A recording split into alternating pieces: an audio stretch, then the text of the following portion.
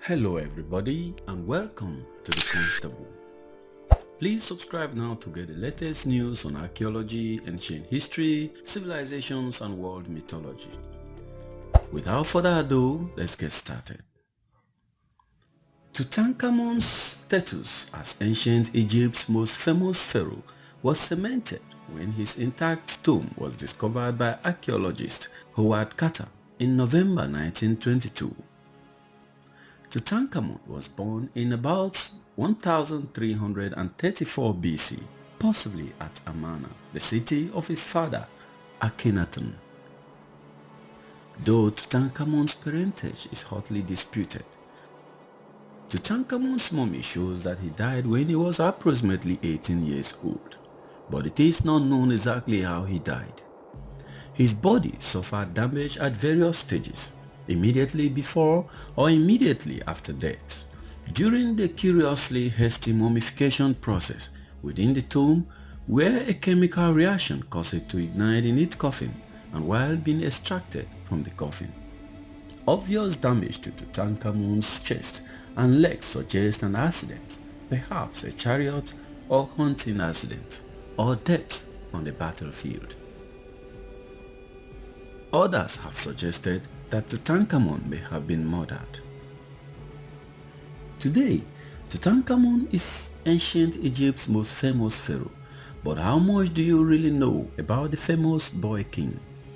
Here are 7 lesser known facts about Tutankhamun as previously presented by Egyptologist Joyce Tyresley. 1.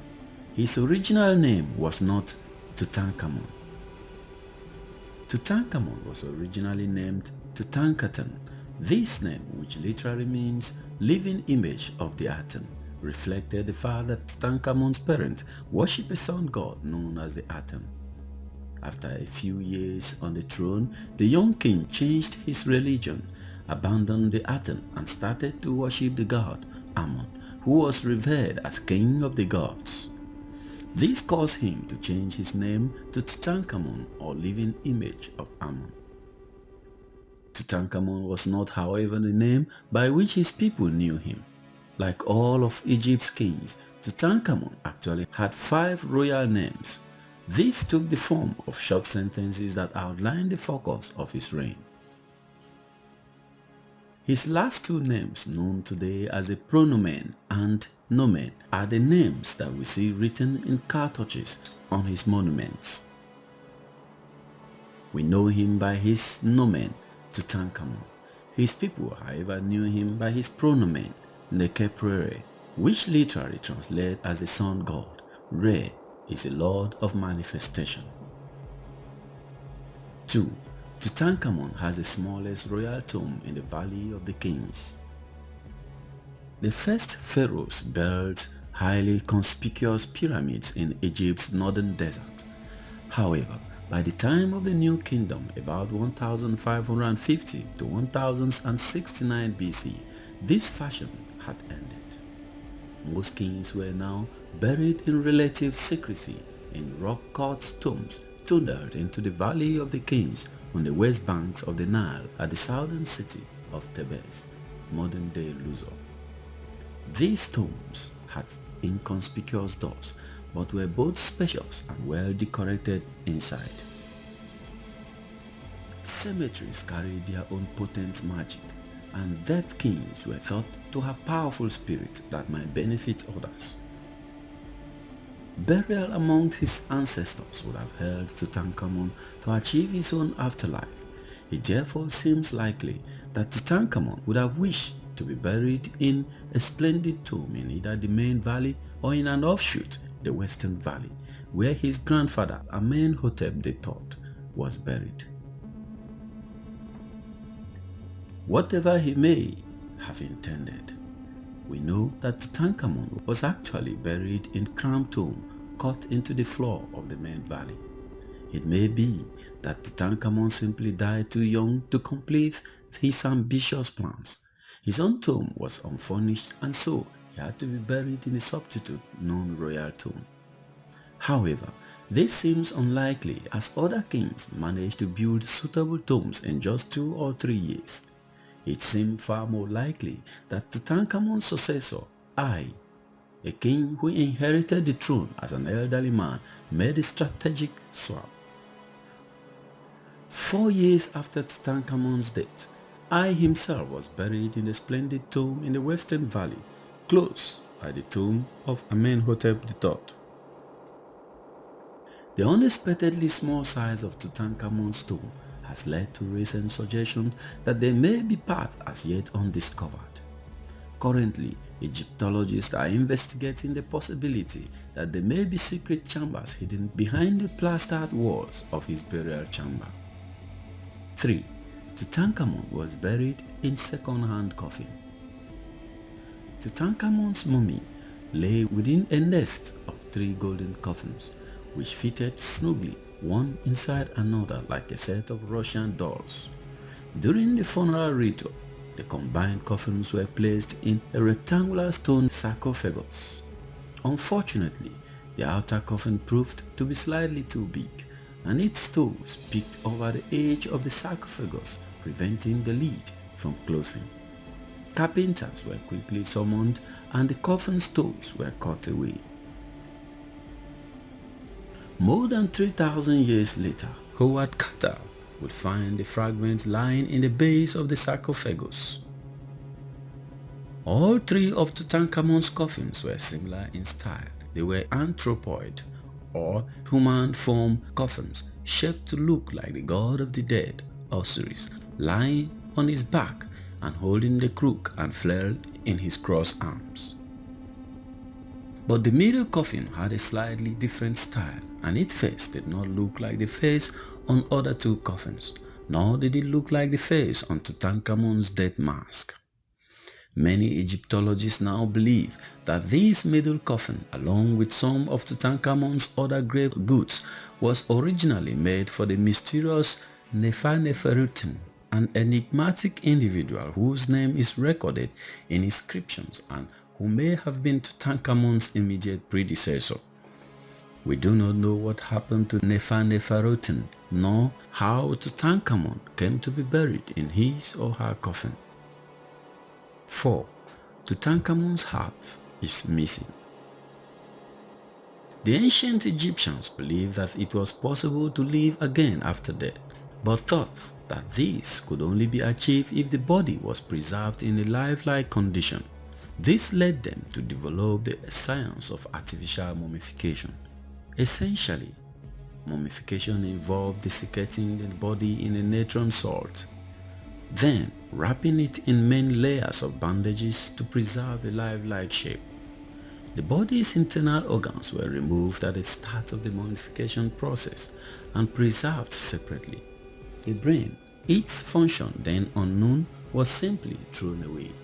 The heart, rather than the brain, was regarded as the organ of reasoning. As such, the heart would be required in the afterlife. It was therefore left in place and, if accidentally removed, immediately sewn back, though not always in its original location. Tutankhamun, however, has no heart. Instead, he was provided with an amuletic scarab inscribed with a funerary spell. This may have happened simply because the undertakers were careless, but it could also be a sign that Tutankhamun died far from home. By the time his body arrived at the undertaker's workshop, his heart may have been too decayed to be preserved. 5. One of Tutankhamun's favorite possessions was an iron dagger. Howard Carter discovered 2 daggers carefully wrapped inside Tutankhamun's mummy bandages. One dagger had a gold blade while the other had a blade made of iron. Each dagger had a gold sheath. Of the 2, the iron dagger was by far the more valuable because during Tutankhamun's lifetime, iron, or iron from the sky as it was known, was a rare and precious metal. As its name suggests, Egypt's iron from the sky was almost entirely obtained from meteorite. Several other iron objects were found in Tutankhamun's tomb: 16 miniature blades, a tiny headrest, and an amulet. The fact that these pieces are not particularly well made combined with their small size, suggests that they were made by local craftsmen who struggled to work the rare meteorite iron. The dagger blade, however, is very different. Beautifully crafted, it is likely to have been imported to Egypt from a region accustomed to working with iron.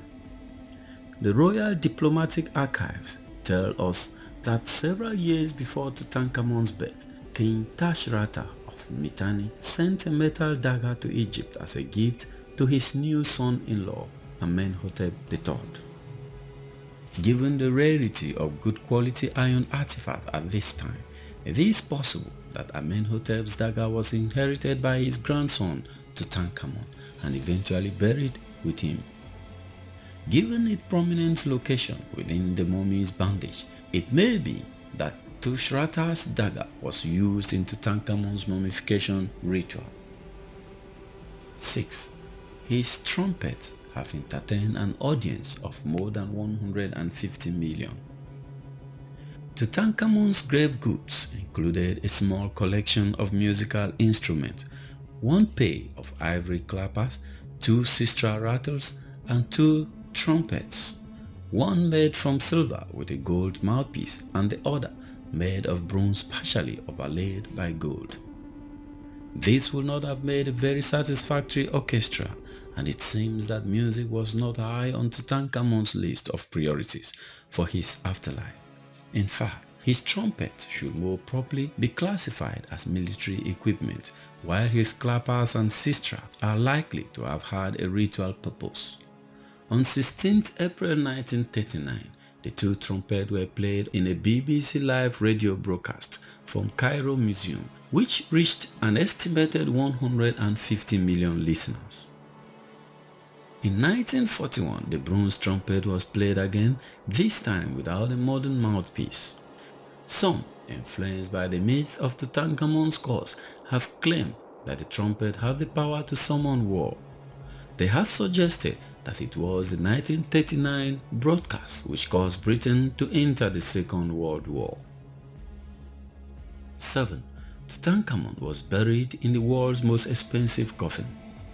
2 of Tutankhamun's 3 coffins were made of wood covered with gold sheets. But to Howard Carter's great surprise, the innermost coffin was made from thick sheets of beaten gold. This coffin measures 1.88 meters in length and weighs an estimated 110.4 kilograms.